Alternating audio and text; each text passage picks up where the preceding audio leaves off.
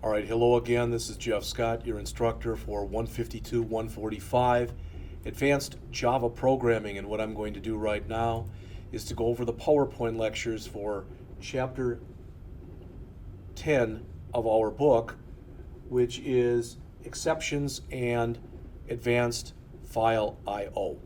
All right, so I'm on page 681 in the book. Here are our topics: handling exceptions, throwing exceptions, and a little bit of stuff on files, including binary files, random access files, and object serialization. All right, an exception in programming language is not a good thing. It's the result, as it says there, of either an error or some kind of an unexpected event. All right, and it says exceptions are said to have been thrown. Java throws exception with an S on the end. You, as a programmer, can throw, without an S on the end, an exception. So both the word throw, let's look at that.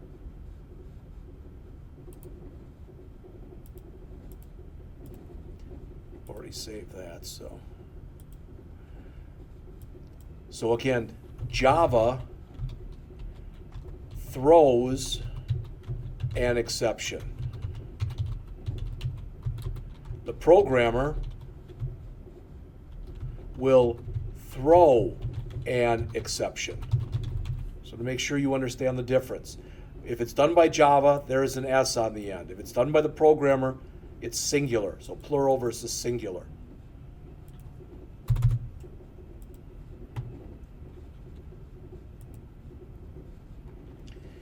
If you don't handle an exception by writing code that detects and handles it, typically the program will crash. The example that they give right here, I was going to say I don't think we can open that, but basically what it is it's in your book and you are trying to reference an array index that's out of whack. So you end up getting what's called an array index out of bounds exception. If you don't have an exception handler to handle that, the program crashes. So that's what an exception handler is. It's a section of code that responds to exceptions. The process of going through and doing this, as they say, intercepting and responding to exceptions, is called exception handling. There are certain default exception handlers that are built in, but typically they're very terse. And I showed this to the class the other day, but I want to show it again, and that is, if I go out to java.sun.com and I search in here for Java APIs, and I'm just going to grab the newest, and I come down into here and I find the exception class. Or maybe here, I don't remember which one it's in, I never can. So it's all alphabetized. Exception. Where it says direct known subclasses, these are built-in Java exceptions. These are ones that you can use. So for instance, IO exception, well, that doesn't sound like a bad one. So I can click on it. I can see a summary of it. All right. And they really don't have many examples in here, but probably I can get enough information from that I can at least figure out whether or not that would help me. If there is not an exception that's in that list that, you need an exception, but it's not in that list, you have to write your own. Now in class on Thursday the 27th, that is exactly what we did. And I am not going to put any of the code from either of those out there on the system. So if you want those, you have to key them in. I think otherwise it's unfair for people who are taking this class. They should have to do the same. If you're taking this and basically because of a job situation or whatever, you're watching the tapes, you should have to key in the same information as the people who are in the classroom. Again, that's my feeling.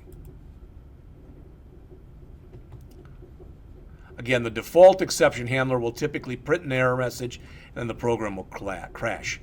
An exception is an object. In fact, exceptions are of type exception. There is an exception object class. All right. All of the exception classes are derived from what's called the throwable class. And there are errors and there are exceptions. This is a little hinky for lack of better words. And it says classes that are derived from errors. basically, they're things above which you have no control. Maybe your machine's out of RAM. Maybe there's a hardware problem on the machine. Maybe there's a problem with a Java virtual machine. Your application should not try to handle things of type error, because there's such a serious condition that you as a programmer, there's nothing you can do to make the program say, well, I know there's a problem with the hardware, but just kind of do an end around and do this. No. You should only handle the exceptions that are derived from the exception class. So anything that's down here, you shouldn't worry about. It's just the stuff that's in here. And these are those things that I was showing you that are out there. And I mentioned the array index out of bounds exception. I don't even see it in there. So maybe they're not all shown here. I don't know how this exactly works.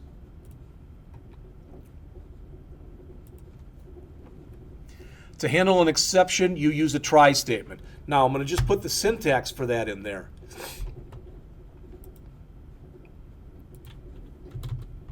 And try. And then inside of curly braces, this is code that may fail, i.e. produce an exception. That could be one line, that could be multiple lines.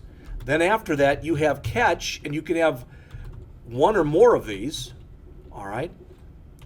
And this would be, whatever the exception is. So maybe this would be, for example, catch, what is it? I want to give you the right syntax, and I'm sure they'll probably give it to you wrong. Array index out of bounds exception. So that would be the array index out of bounds exception. That's what the AE stands for. And this would be code that handles an array index out of bounds exception. All right. Again, there could be one or more lines. Then I could have another catch down here that's just a generic exception handler that just says exception E. And then what this would do, this would be code that would handle any other type of exception. And again, there can be 0 or more lines of that code. All right. Now, what you can put in here, but you don't need to, is you can also put the word finally in there. And this is for what we're typically referred to as housekeeping operations. Example, closing a database. All right. Now, if all the code that's in here runs and there's no failure, you skip everything that's in these catches, you do what's in the finally, and then you go on. If you do the try, the stuff that's in here for the try, and anything fails, if it's an array index out of bounds exception, it does the code that's in here, then it goes to the finally. If you try to do the code in here and it fails, but it's not an array index out of bounds exception, then you go into this section, you do this code, and you do the finally. Again, the finally is not mandatory. So I'm going to put a little comment here that says, a finally statement is optional. You can have a try without any catches if you have a finally. You typically don't see that, but you oftentimes see a try with one or more catches and no finally. All right, you need to have at least one catch typically, unless you have just a finally, but that's a poor way to program. And that's what they're showing you in here. All right. So the try block is one or more statements that are executed that can potentially be erroneous. The application will not halt if the try block throws an exception. Rather, it'll start going through the catch blocks to look for something. If it can't find a catch block, it goes through all of them and it can't find anything that matches it. Then it goes to the method that called that method to see if it has one, a catch block that matches it. And then if it can't find one there, it goes up a level higher. And eventually it gets up to the top, and if it still can't find anything, then it throws a major exception and crashes the program. And that's pretty much what they're saying in here. So in this case, no, notice, you're coming in here and you're trying to create a new file. All right? And if you try doing that, and if for some reason maybe you don't have permissions to create a file on this system, so this fails. If that fails right here, this line is never executed. You jump right down to here and you do this, and then you go on to whatever's after that. As it says, as soon as there's an error, the JVM or the Java Virtual Machine searches for a catch clause that can deal with the exception. The parameter must be of type that's compatible with the exception that's thrown.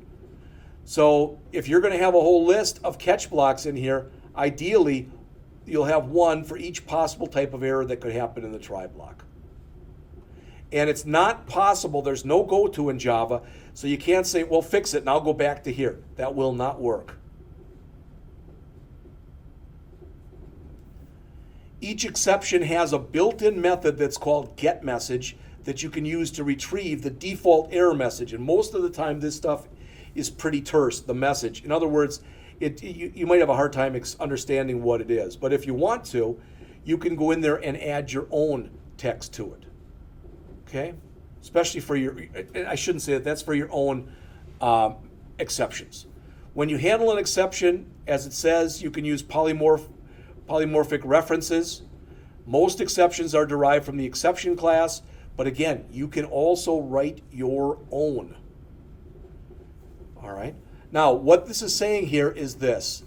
Try, number equals parse integer, or for a string. What if I put hello in there?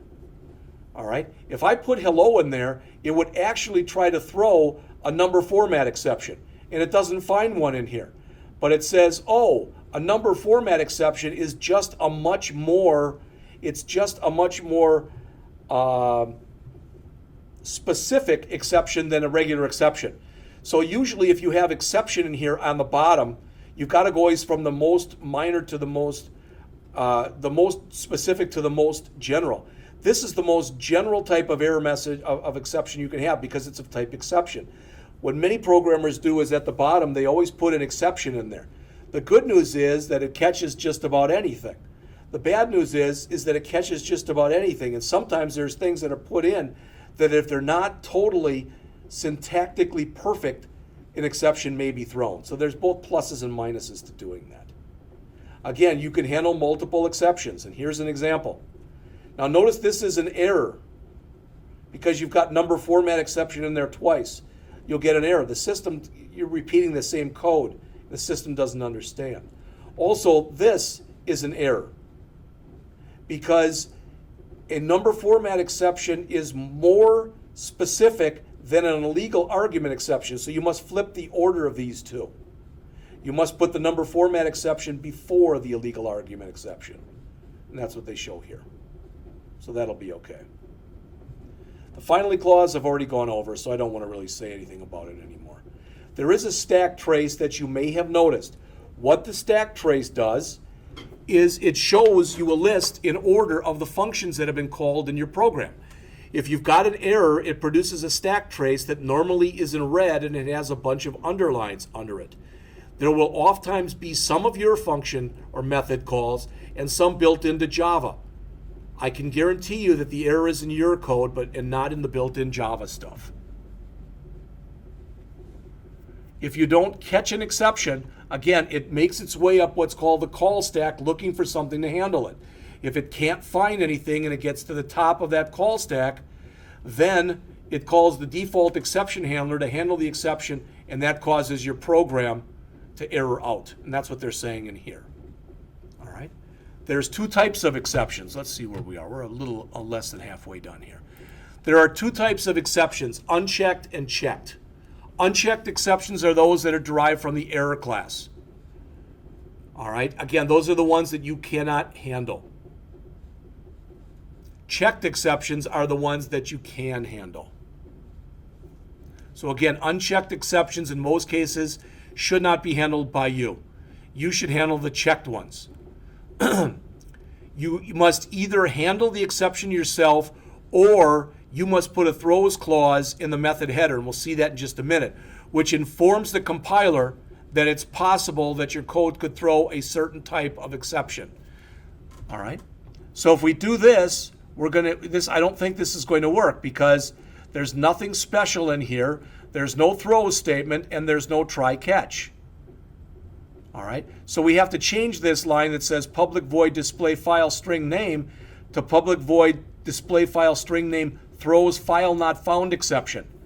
What that means, that's Java saying it's possible that this method could throw one of these exceptions. So I'm letting you, the code below this, know that that's a possibility.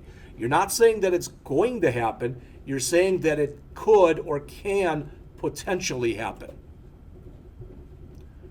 So you can write code that throws a standard exception or one that you design for yourself. All right? And if you write your own, here's an example. Throw new exception out of fuel. All right? And we'll go over these in the example.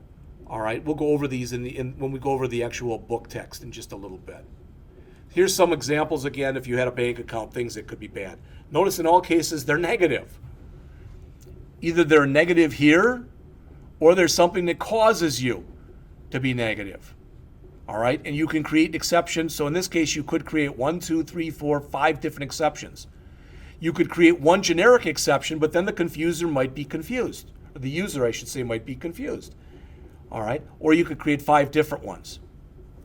All right, that gets us all the way to advanced file topics, which we did not discuss in class, but I'm going to talk about right now.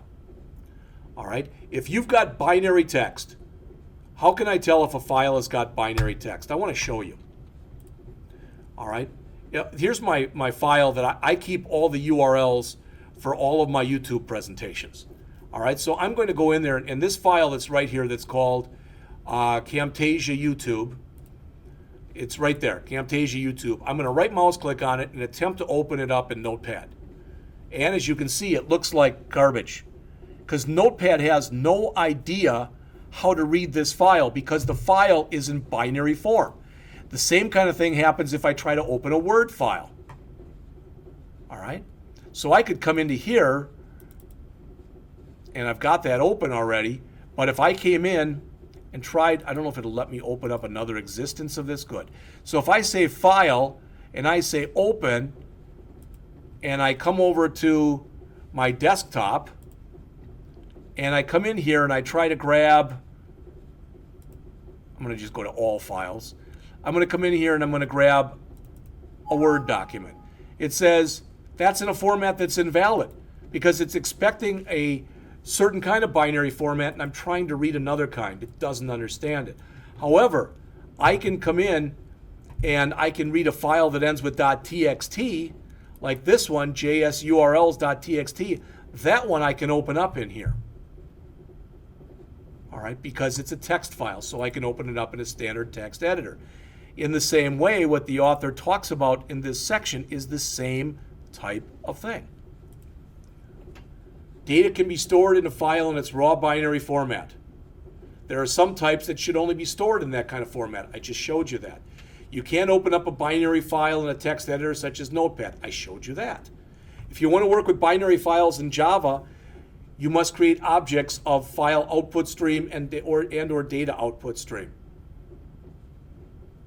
All right, I'm not going to spend very much time going over this because we're not going to handle anything with that.